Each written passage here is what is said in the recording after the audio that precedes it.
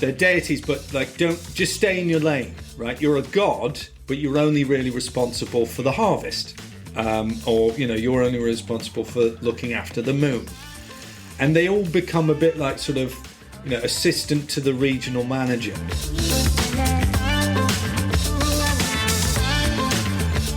Hello and welcome to Popcorn Parenting, the show about movies, mythology and the Messiah. My name is James Cary. I'm joined, as always, by Morgan Locke. Hello, Nate. Hello, and this one really is about movies, mythology and the Messiah, because what are we talking about today, James? One of my favourites, Hercules. Hercules. Heracles, also his name. People Greek, often Roman.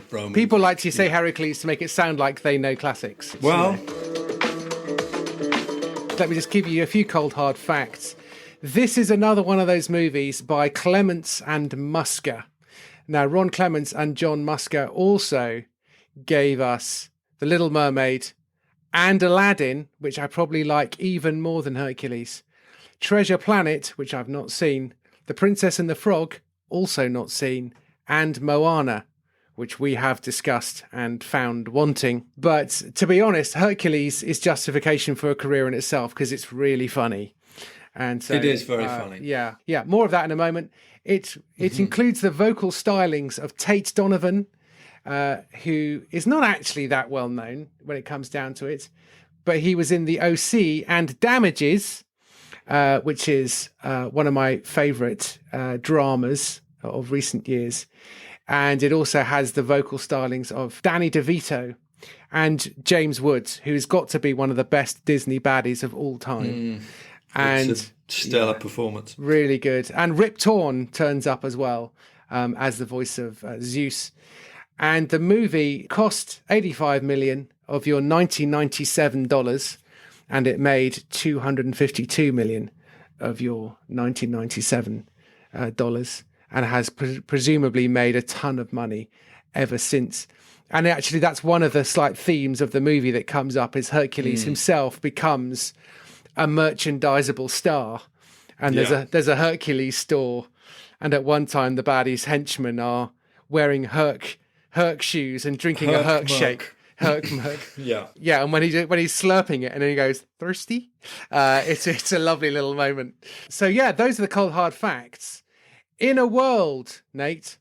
In a world of Greek myths on Mount Olympus, a boy is born to Zeus and Hera named Hercules. He's lost down to earth and raised by parents not his own as a demigod, as an almost mortal, and must prove himself to be a true hero in order to regain his immortality.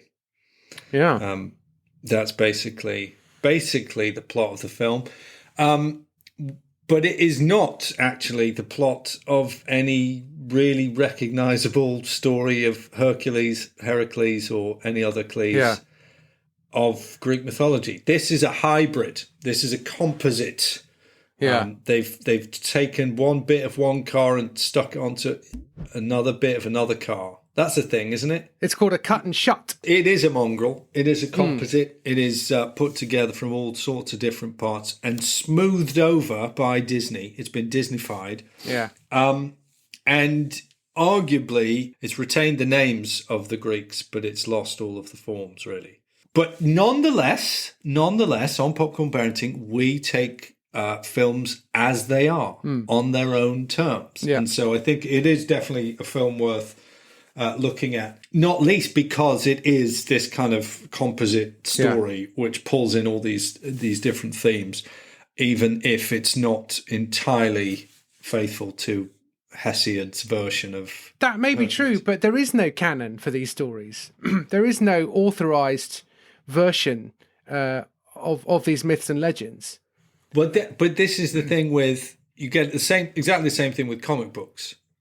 So, were Bruce Wayne's parents going to the theatre, the opera, or the movies when they were accosted in the back alley of, and killed?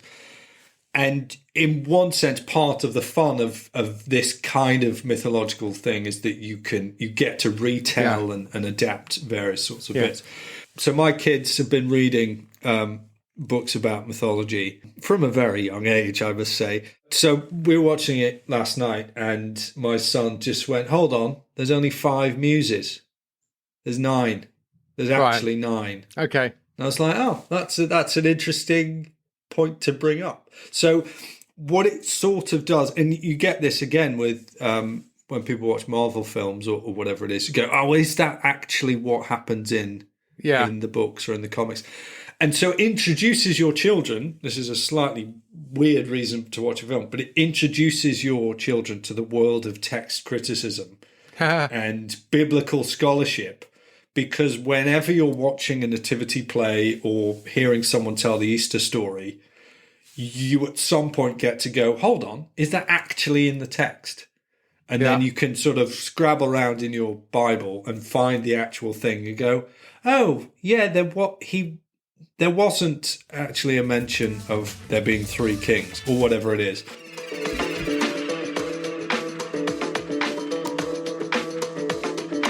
So where should we start? I mean, you've got as often you have, the sacrifice theme that Christians tick box. There we go. He goes into the underworld. He's prepared to die.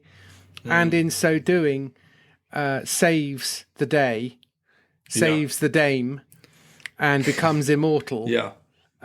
Which, it's again slightly jumbled, but that's okay. It doesn't need to be a clean, exact match, does it? Yeah, and I think you've got that. I think what I find interesting is it starts with the birth of Hercules and his presentation before the gods of Olympus. So he's in the pantheon, and then the other gods, and there's Hermes and Hephaestus and all these other gods who are around to be presented. And so many films start off with the birth of the new prince or the new princess, and everyone is gathered to the celebration, dedication, baptism, whatever you want to say. And that is a feature of these sorts of stories. Now, to make it an interesting story, there needs to be someone present or absent who is very significantly sinister. So of course, into the pantheon comes Hades, who's late. I love Hades in this movie. Casts this kind of great big shadow over the proceedings and vows to sort of destroy the child, which is exactly what happens with Maleficent, who's not invited to the birth of Aurora in Sleeping Beauty. Scar doesn't turn up at the presentation of Simba at the beginning.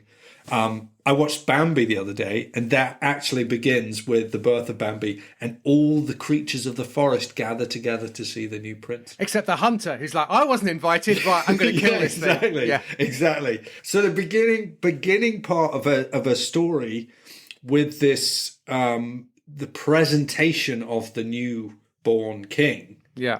You're like, oh, that's a significant part of the gospel narratives as well.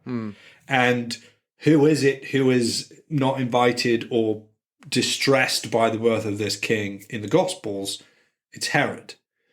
And so the story of the Magi and their choosing to go back via a different route is in a sense sets us up for the fact that not only is this going to be, this newborn king on earth, but there is something desperate to kill him from the very beginning. And so that then pushes the plot forward, because then Hades, through his 2 sidekicks, Pain and what's the other one called? I think they're both going P. But they come and they manage to steal Hercules from heaven and cast him down to earth. What's he called? Pain and Panic. Pain and Panic. Because one of them's Bobcat Goldthwait from the Police Academy movies. His voice is just insane. And that is his actual voice as well, isn't it? I don't think there's no pretense. He really does talk like that. So then but so then you've got this like new, like classic hero's story of the hero is now down on Earth and going to be raised by parents not their own, which of course you get with Superman. Kal-El is raised by Ma and Pa Kent, and it's sort of sense Moses. That's kind of his story, that he's he's sort of going to be raised by Pharaoh's daughter. Harry Potter is going to be raised by his uncle and aunt. But the setting up of that is crucial to get us to the starting point of this hero's adventure. Yeah. The difficulty is, and this is slightly where I think I have an issue with it, is that Zeus and Hera, who are both played as, entirely respectable and good deities. If you read anything of Greek mythology, they're atrocious. It's not pretty. In fact, the most substantial story of the 12 labours of Hercules, like those labours are set up because Hera, wife of Zeus, is outraged that Zeus has conceived Hercules with a mortal woman. And so she sets out to make Hercules' life an absolute disaster. And so he has to fight the Nemean lion and all that sort of stuff. King Eurystheus is involved at some point, I believe. Well, so they've got bits of it, but it's like, I don't know. I felt that sort of the montage that takes him through his sort of heroic adventures and labours, it was just a little. I thought they could have slowed down on that. I thought they could have taken the time to sort of build up each of these kind of creatures. The Nemean lion, of course, is actually Scar, right, from The Lion King. So that one point where he's having his portrait painted and he's wearing Scar's sort of fur around his head and across his back, which is quite fun. But sorry, all that to say, when you have a story where a child is stolen away from their parents and their parents are deities, right? You're like, well, now it's the parents who should go and get the kid back. When their parents are like Rapunzel's parents in Tangled, well, they're not deities, so they can't go and get them back. But the fact that then Zeus says, well, hey, I can see you. Now you can come back, but the way you come back is you have to be a true hero. And when you've done that, I'll let you back into heaven. So it's a slightly sort of weird sort of sleight of hand, but it means that I'm then like, well, if Zeus is Zeus, surely if this God's transcendent and, all powerful, can't he do anything about that? Now, of course, the Greek gods aren't transcendent. They're always sort of just big humans. But it as plot kind of coherence goes, you just like just go with it. Just go with it.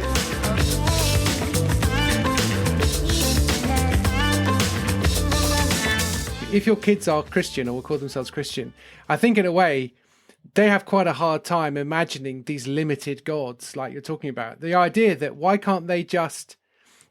Zeus is the king of the gods, and the fact that they are limited and they're frightened of the Titans. We haven't even mentioned the Titans. Yeah. Who have been kind of locked up. But it is weird, isn't it? When you see polytheism and limited divinity like that, it's kind of stupid. Yeah. It just doesn't work. It's the funny thing about these gods is they're deities, but like don't just stay in your lane, right? Yeah. You're a god, but you're only really responsible for the harvest. Or, you're only responsible for looking after the moon. Yeah. And they all become a bit like sort of, assistant to the regional manager kind of gods. Yeah. Where it's like, no wonder they're so competitive, because they have, petty little kingdoms that they have to sort of watch over.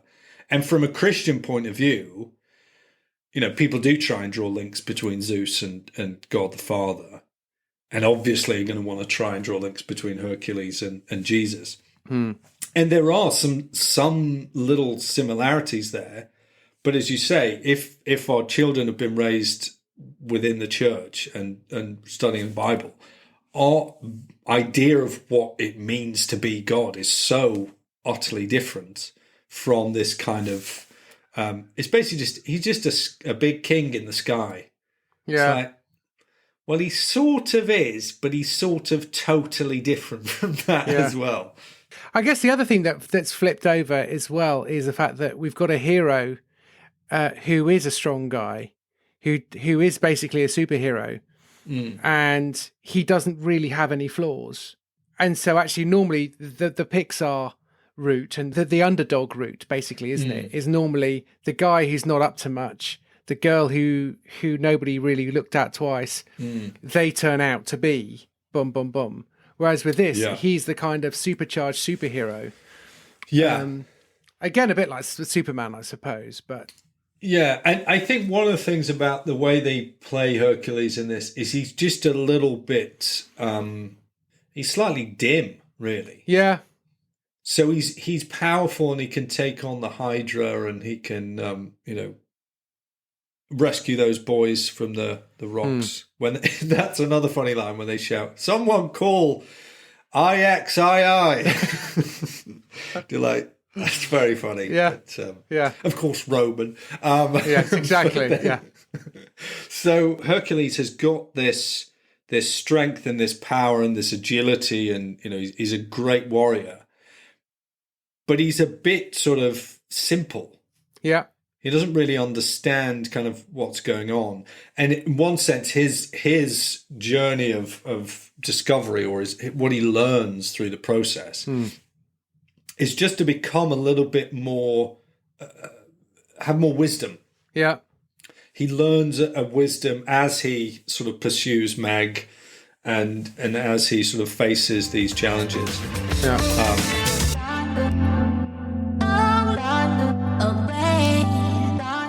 Here's a question. Go on. I've just thought of. Are we Meg? Well, she's the character who goes through the big change. She is Ace. Just saying to my wife earlier how much I like this movie, because although Aladdin is my favourite, because it's just so funny, and and the Robin Williams chaotic stuff, really good story, a really good baddie as well, and good baddie sidekick, with the parrot.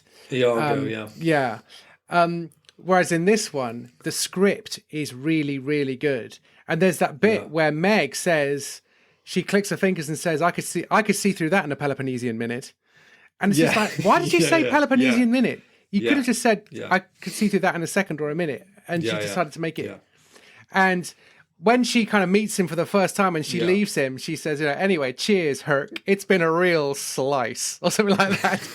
And she kind of wanders off. Yeah, the script is a real kind of zinger script. Yeah. They clearly enjoyed writing the script. And you could, like James Woods, I mean, you mentioned him. Oh. So many of his lines are ad-libbed. I've got a thing here on Wikipedia. It says Hades was supposed to talk in a slow but menacing, quiet and spooky way. But Wood's manner of speaking a mile a minute would be a great take for a villain. He did a lot of ad-libbing, especially in Hades' dialogue with Megara. He said the character was based on a Hollywood agent or a car salesman type. And a lot came from Wood's ad-lib dialogue. Yeah. When he introduces himself to Hercules, it's just such a wonderful kind of tumble of words and all that kind of stuff. Yeah. It's just great. And that idea that he's the worldly wise, cynical, and that actually plays off against Hercules and his, kind of innocence, naivety, in a sense. Yeah. There's another kind of classic trope with these stories is the fact that Hercules must meet a mentor who will train him. Yeah. So he has to go and meet Danny DeVito. Philoctetes. Phil. And the fact that he's jaded, he's been through it, he's retired. I used to do all that. Yeah. Let me tell Apollo, I've been through this. I did, what does he do? Odysseus, Theseus, and Proteus, or whatever. Yeah. He runs through them. A lot of us's. And in his song, it contains the line, well, whoop-de-doo, doesn't it? So you're gonna be a hero. Well, whoop-de-doo. It's just Yeah. like, it's just, yeah. And you get that, and you see that in loads of films where, I mean, I was thinking of John Candy in Cool Runnings, Yeah. where it's like, I'm this sort of, overweight alcoholic. I've been there and I've done that, and I'm jaded by the experience. But maybe Yeah. this kid or these guys could be, could give me hope. Yeah. And that as a theme in a story is actually quite compelling. Yeah. And for our kids, I suppose, thinking about optimism versus sort of this jaded cynicism about the world. That's a conversation that we can have. Yeah. Is it stupid to be optimistic, to think that things could be better and to have hope? Yeah. And do we all just become sort of weary of the world as we grow up? Well, if we're Christians, actually, we can't be. We can lament. Obviously, we can be, distraught at sin and suffering in the world, and not be naive. But we can still know that our God is capable of doing all, because He is omnipotent. He's not like Zeus, who's just like, Or, I guess that's a conversation to have with an older child, teenager, and because the besetting sin of the teenager normally is cynicism and not wanting to make yourself vulnerable. Would be the received wisdom. On a sidebar on the note of the jaded mentor, there is a sweet film on Netflix called Go, or Go-Karts, and it's an Australian movie, coming of age sports drama film about go-karting. And it's just a very nice, watchable, pretty predictable film that wouldn't justify an episode of Popcorn Parenting, but you could do a lot worse than watch it. And it's got some nice jokes in it. And because it's Australian, it's just got plenty of, cut down to size kind of jokes and moments. Okay. It's a nice movie, which does it have a jaded mentor in it? It does, yeah. Oh, excellent. Yeah. So he's the guy. So there's this kid who wants to do go-karting, and then there's this guy who lives at the go-kart track who used to be a bit of a big shot, and Well, that's the story of Doc Hudson in Cars. Right. Andy McQueen comes in, hot shot, thinks he's all that, and he's just, I'm not going to train you. You've got to prove yourself. And he's also the same as Mr. Miyagi. Miyagi, Daniel San. Wax on, wax off. Which there is a beautiful little bit when they there's the montage, the classic training montage. Oh yeah, there is, yeah. Where they're on the beach and they're standing on the there's a silhouette when they're standing on the Pegasus is at the back. Yeah. And they're all doing the kind of crane one-legged thing. So those sorts of little features, I think, we've talked about the hero's journey and the monomyth lots of times, but seeing those little features of the birth, how they're raised by not their sort of original parents, then being handed over to a mentor, the mentor being the one who kind of can bring the best out of them with potentially unfamiliar or unobvious training techniques. It's in Prince Caspian as well. You get it with Dr. Cornelius. He's the mentor there. Yeah, but the mentor can never quite get them everything. They can always get them 95% of the way there, or they can always get them to the starting line. But then it's up to you kind of thing. There's always that. Yeah. And I think in a way, it's also the Meg line, the Meg story that does provide that, because he basically has to embrace weakness in order to do this thing. So I think we can have a conversation with our kids about, which character do you identify with, or which character do you like rather than identify with? Because I think Meg's character, maybe she's a bit too grown up because she's sort of cynical in her own way. She is, and also compromised, which is an interesting feature which you don't find in too many others, where there's the dramatic tension is we know that she's been sent by Hades. In fact, almost all the way through the film. And then it's only later that Phil kind of discovers it. One thing about that, about Hades' plot to bring down Hercules, which I thought was interesting, was that initially, what does he throw at him? He throws at him incredible violence. He throws at him big, strong, powerful beasts and monsters. Yeah. And the problem is that Hercules is too strong. He's too excellent a fighter, so he defeats all of these beasts. And then Hades changes tack and then thinks, well, hold on.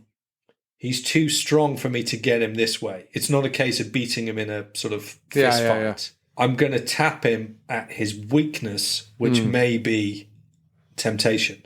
And you think, if you look at the Gospels, yes, we have this like obsessive, violent sort of, genocidal infanticide of from Herod at the beginning. But then as Jesus really starts his ministry, when the devil comes to him in his moment of weakness, it's not through violence. And then the devil sort of started fighting Jesus, sort of pinned his head down and tried to hit him. It's like, here's a bunch of things that you could take. And Jesus then uses his training from his mentor to deal with the temptations. So Jesus obviously doesn't have like this Mr. Miyagi kind of figure. Yeah. But what we do see him have in the scriptures is the scriptures themselves. So his training, all of his kind of development and maturing as a human being is done through his engagement with the Bible. Yeah. And done through knowing the Bible really, really well. And that's what he then uses to counter the devil's sort of plots to tempt him away. So in terms of seeing Christ as the ultimate hero, the true hero, I think we might miss those things because we'll just sort of go, and Jesus was sort of tempted, and that hasn't really got anything to do with hero stories. It's like, well, no, actually, how Jesus fights that temptation is indicative of how his, genuine archetypal story is going to be fulfilled. It's by knowing Scripture and living Scripture that he does it, rather than, there's plenty of fighting in Revelation. He's going to sort of, there's all the beasts and he's going to take them all down like the Hydra and everything else. But interesting to see Hades use Meg as a less obvious indirect attack to bring down Hercules.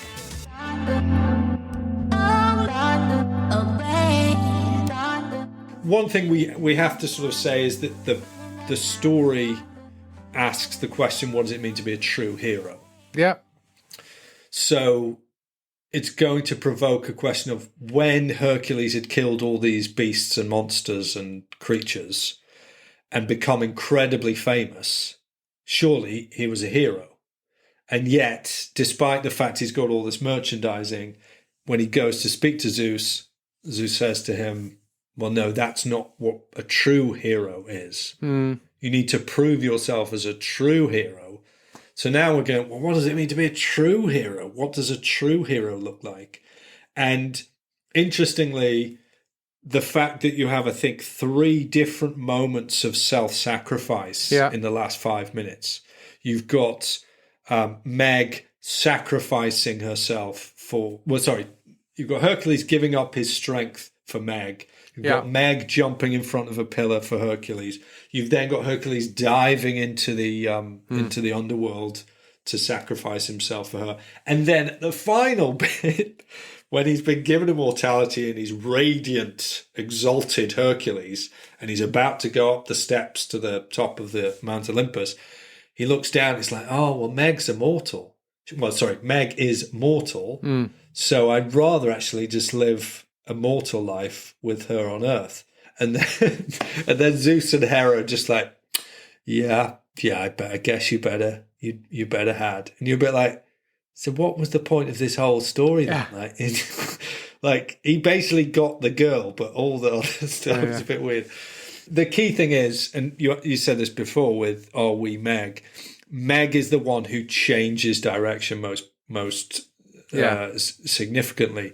And so her sort of cynicism is overwhelmed by Hercules' love and innocence and bravery and courage and all this sort of stuff. So if you like, she's won over. Yeah. But hey, that's interesting, isn't it? I think this really is one to watch for teenagers, because those characters, the embittered Phil, and also Meg as well, and Hades as well. I think it's really smart and not kind of idealistic too much. And anything that is a bit idealistic is very quickly, they move on from it. So Olympus is as boring as heck. There's nothing interesting about Olympus. Until Hades turns up. And he makes a joke about having Musaka caught in his son. They're like, he makes this sort of joke. Hey. No, not here. And that great line about when he gets punched in the face, and he's just like, okay, I deserve that. It's like, he's just so quick and brilliant. I just think this might be one for, I think the young ones have got plenty here, but I think the older ones, you can actually have a meaningful conversation with them. Asking your younger ones, what is a hero? What is a true hero? And asking the older ones, is this too good to be true? Yeah, and I think the question about what's the real story of Hercules? Like, does this match up with other versions? Yeah. Whilst it might seem like a bit of a sort of academic exercise, I think it's the kind of critical thinking that our kids can do with cartoons, and that they're going to need to do when it comes to being, mature in the faith, to be able to say, well, what does the scripture actually say? Yeah. And can we, is that the gospel truth? Great one to end on. Is that the gospel truth? Boom, end, drop the mic. Boo, walk away. That's great. Thanks very much, Nate. Thanks for listening, everybody. Cheerio. Bye.